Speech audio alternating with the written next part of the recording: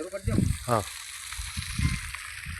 सभी किसान भाइयों को मेरी तरफ से बहुत बहुत राम राम। आज किसान भाइयों और जो भी दर्शक हैं सभी से मेरा अनुरोध है कि मैं जैविक खेती, नेचुरल खेती, जो प्राकृतिक खेती है उसके बारे में, और ये दूसरा जो केचुआ है ना, उसके बारे में दो चार बात करूँगा। कृपया ध्यान से सुनना। देखो, ये इधर देखो, ये केचुआ है। अच्छा, ये जीवित केचुआ इसके अंदर है, ये खाद बना रहा है। ये देखो, ये केचुआ रहा, ये खाद रहा, और इसके अलावा मैंने खाद इकट्ठा कर रखा है। वो इधर देखो, ऐसा ही ये खाद निकल जाता है। ये एकदम डीएपी से भी हाई पावर का खाद है। इधर ये देखो सामने जो 2 किलो में गेहूं बो रखी है, वो प्योर जैविक है। इसमें कोई डीएपी नहीं है, कोई यूरिया नहीं है, कोई किसी भी प्रकार की फर्टिलाइजर नहीं है।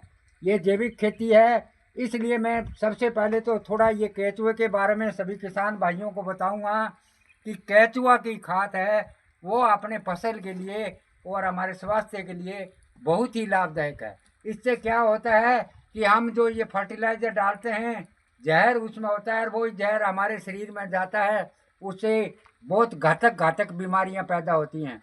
जैसे कैंसर हुआ, हार्ट अटैक हुआ, जितने भी ये बड़े बड़े रोग हैं, जानलेवा घातक बीमारियां हैं, वो ड्यू टू अपने खान पान पर ही डिपेंड है। पहले की मैं बात बताऊंगा, हमारे दादा परदादा सरदादा जो भी थे पहले नेचुरल खेती करते थे, टोटली बारिश पर डिपेंड करते थे। आजकल का ये मॉडर्न ज़माना है, इसलिए इसकी साइड में ज़्यादा फर्टिलाइजर डालने से हमारे स्वास्थ्य के लिए बहुत ही हानिकारक है।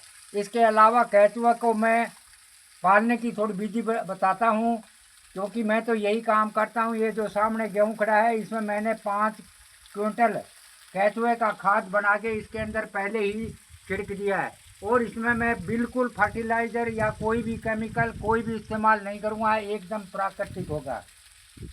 इसके अलावा थोड़ा मेहनत का काम है, देखभाल का काम है। केचुए को क्या करते हैं हम, सबसे पहले जो गोबर इकट्ठा करते हैं उसको 10-15 दिन के लिए बखेर को रख दो, ताकि उसमें जो गैस है वो निकल जाएगी। इसके बाद में जैसे ये मैंने होदी बना रखी है, इस टाइप के होदियों में डाल दो। उसके अंदर क्या है, 10-15 दिन के बाद में केचुए छोड़ देना है। केचुए छोड़ने के बाद में फिर उसको महीना 20 दिन के बाद में थोड़ा संभालते रहना है। पानी और ऑक्सीजन चाहिए केचुए को, और कुछ नहीं चाहिए। तो इन बातों का थोड़ा सा ध्यान रखें। और जैसे गर्मी के टाइम है तो कोई पुलाव पुलू या कोई ऐसा डालें कि थोड़ा उसको ऑक्सीजन भी मिले और पानी भी मिल जाए। बस 2 ही खुराक है, इसके अलावा और कोई ज़्यादा इनका खर्चा नहीं है। जैसे हम बच्चे को पालते हैं वैसे ही केचुए की थोड़ी देखभाल ज़्यादा ही करनी पड़ती है। इसके अलावा मैं 1-2 बात और बताऊंगा। हमारे जो ये गांव की, बरवाड़ी गांव की जो ग्राम सेवक हैं, कृषि पर्यवेक्षक विनोद कुमारी जी, इन्होंने अथक प्रयास और अपने लगन से पूरे किसानों को जागृत किया।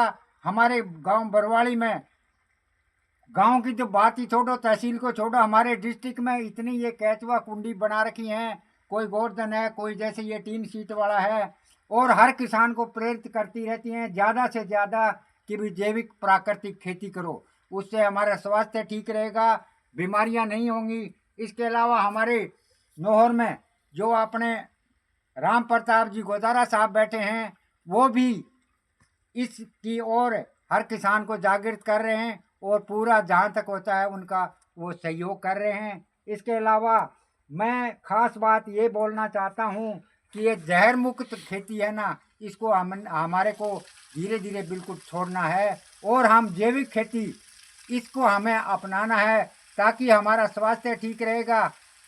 पहले भी हमारे बुजुर्ग बोलते हैं कि शरीर सही है तो सब कुछ सही है। सबसे बड़ा धन है हमारा शरीर है। हमारा शरीर स्वस्थ रहेगा, हम मानसिक, सामाजिक और आर्थिक स्थिति से संपन्न होंगे। तो मैं आप लोगों का ज़्यादा टाइम ना लेके यहीं मैं अपने भाषण को विराम देता हूँ।